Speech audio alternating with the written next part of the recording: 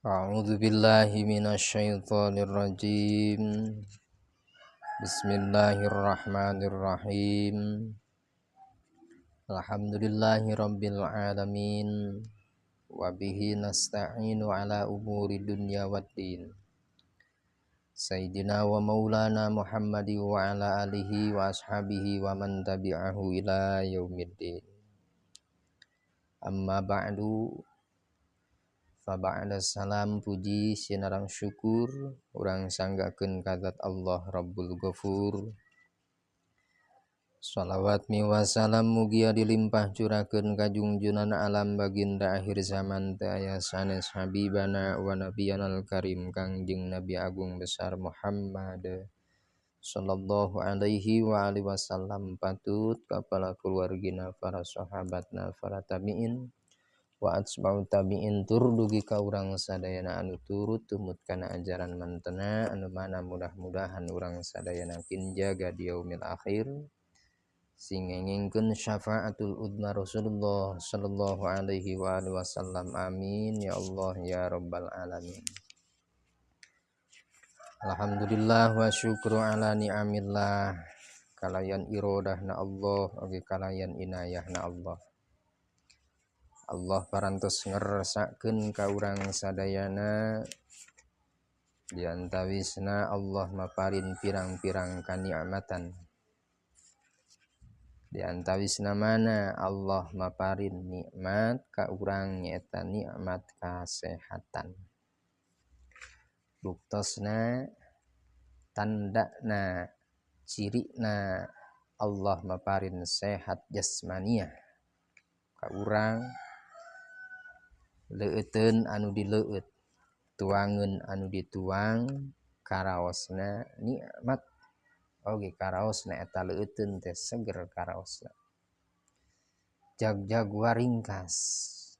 Oh, tandani naon Allah maparin ka urang kanikmatan diantawisna nikmat sehat jasmaniah.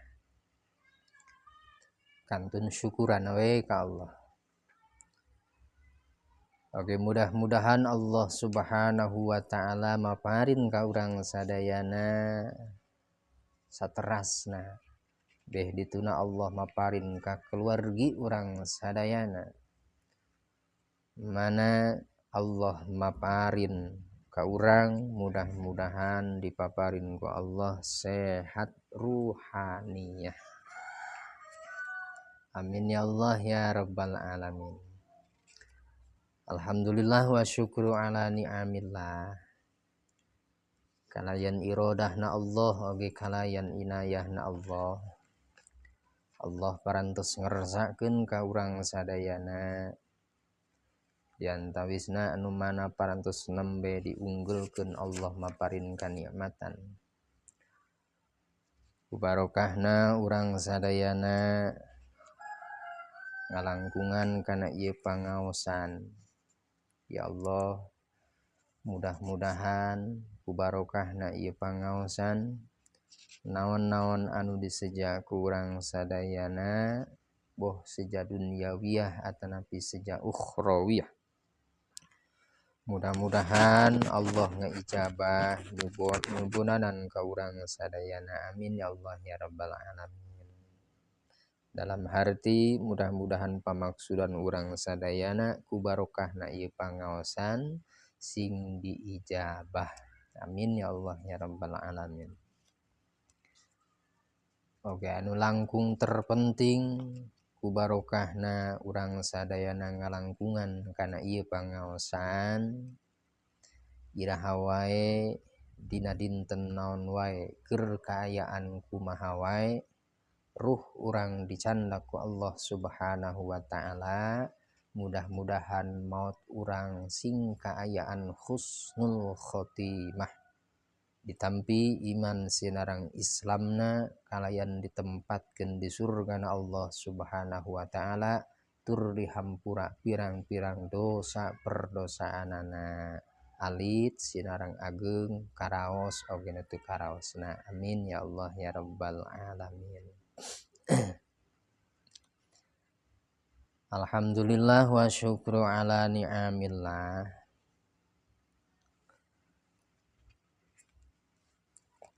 dina ieu saah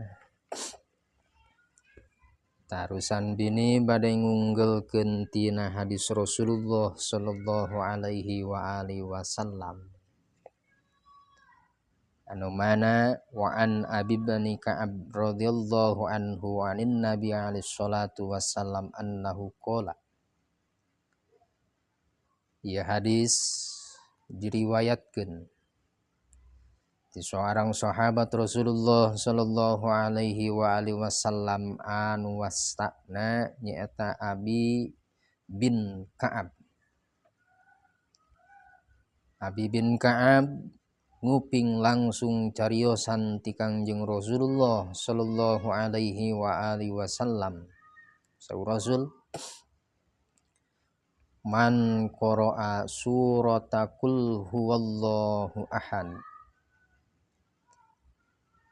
hartosna pamicek bahasa Sunda na teh mah sing saha-saha jalmi bade istri atanapi pamaget anu mana eta jalmi teh qara'a lisana atanapi manahna ngaoskeun surat qul huwallahu ahad kana surah qul huwallahu ahad dalam kurung surah al-ikhlas sing saha jalmi anu ngaoskeun eta jalmi teh kana surah al-ikhlas dina tiap dintenna bade enjing-enjing mangga bade siang mangga abdi mah hayong sonten teu sios-sios abdi mah hayong wengi mangga teu sios-sios mudawa mah ente jalmi ngaoskeun kana surah al-ikhlas sabaraha tah marratan wahidatan tong seueur teuing ngaoskeunana tong 100 bisi lami teuing entong 50 nya kitu keneh entong 20 entong 10 entong 5 kasebutkeun loba keneh 3 kasebutkeun loba keneh mana marratan wahidatan sawangsulan sabalikan tong loba teuing sabalikan eta jalmi ngaoskeun kana surah al-ikhlas qul huwallahu ahad allahus samad lam yalid wa lam yulad wa lam yakul lahu kufuwan ahad sakitu sawangsulan nyiepkeun kana samenit paling ya Allah nyempetkeun waktu samenit bade sabari barang damel naon wae barang damel nama manahna ngaretegkeun ngaoskeun kana surah al-ikhlas atanapi sabari ayeuna nyangkere sabari ngadaweung sabari naon wae ngaretegkeun atanapi lisana ngucapkeun kana surah al-ikhlas ya Allah rabbana kalim sawangsulan tah kumaha pikeun eta jalmi teh eta a'tahullahu ta'ala minal ajri kamisni ajri mi'ati syahid ya Allah maka alhasil timbulna pikeun eta jalmi ganjaranana a'tahullahu Allah maparin ka eta jalmi anu ngaoskeun kana surah al-ikhlas teh tong seueur teuing tadi sawangsulan weh bade iraha wae waktosna maka dipaparin ku Allah minal ajri tina ganjaran naon didinya kamisli ajri mi'ati syahid sapertikeun ayeuna ganjaran eta jalmi anu mana maot syahid nu mana eta maot syahid nu seueurna 100 jalmi dalam harti sing saha jalmi anu ngaoskeun kana surah al-ikhlas sawangsulan maka dipaparin ku Allah subhanahu wa ta'ala ganjaran maot syahid 100 jalmi tong bujeng-bujeng 100 jalmi ena maut syahid tangtos kacida bagja napikeun eta jalmi ya Allah nalingkan jalmi maut syahid tos tangtos bagja insyaallah kin di akhirat kalayan fadlna Allah di antawisna mana nalika jalmi maut syahid rap weh rukup ku padung dituruban ku taneuh saparantosna tidinya ditalkinan ku pirang-pirang kasepuhan setempat marulih weh tekung silami sadayana keluargina rerencanganana sobatna jeung sajabana marulih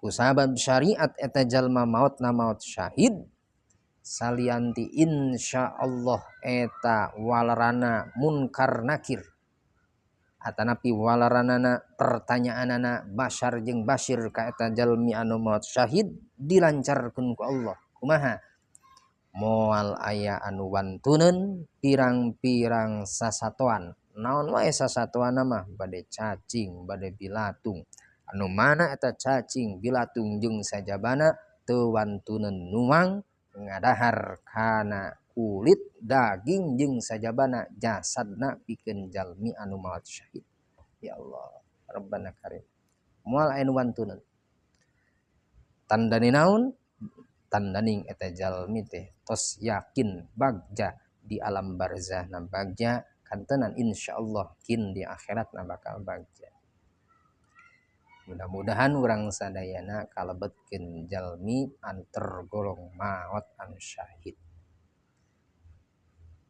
cenah syahid gan rupi-rupi syahid aya syahid dunia syahid aya syahid akhirat syahid aya syahid dunia sareng akhirat insyaallah kin dibahas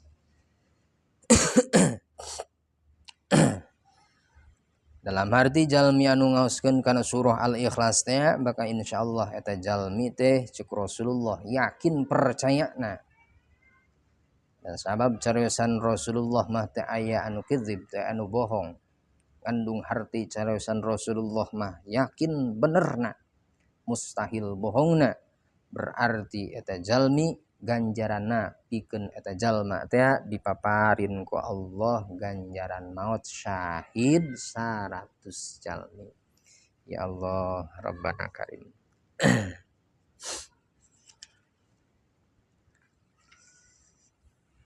entengnya enteng saudara-saudara iraha we ngaoskeunana mah bade enjing-enjing mangga bade sonten mangga bade siang bade iraha we keur kaayaan kumaha wae ge tanpa terkecuali di WC di WC mah hartosna tiasa ngaoskeun kana surah Al-Ikhlas ngantong diseja ayeuna ngaos kana Al-Qur'an tapi disejana doa we naon sababna sok sanaos eta buktosna ayat suci Al-Qur'an tapi ngaoskeunna di WC tapi disejana diseja doa mangga teu seus-seus kan ulah diucapkeun dina lisan udah kumaha tuh kedah dina manah we cekak pada tegeuna kan langkung saya mah tong di mana tong di WC pahamnya